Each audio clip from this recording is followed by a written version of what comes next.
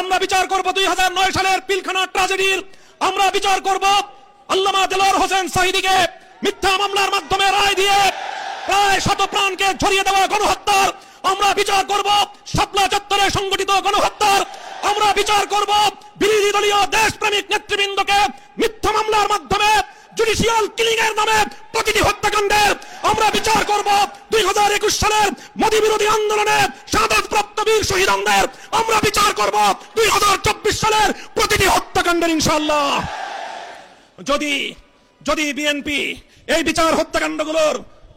হত্যাকাণ্ডগুলোর যথাযথ বিচার করতে না পারে, আগামীর বাংলাদেশের কাঠগড়ায় বিএনপিকে আসামির কাঠগড়ায় দাঁড়িয়ে যেতে হবে।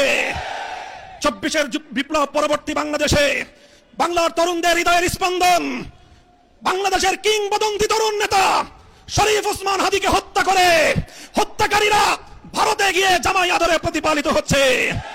আমরা ভারত সরকারকে বলতে চাই, শরীফ ওসমান হাদীর হত্যাকারীদের বিচার করবার অধিকার বাংলাদেশে রয়েছে, সেই হত্যাকারীদেরকে বাংলাদেশে হস্তান্তর করো।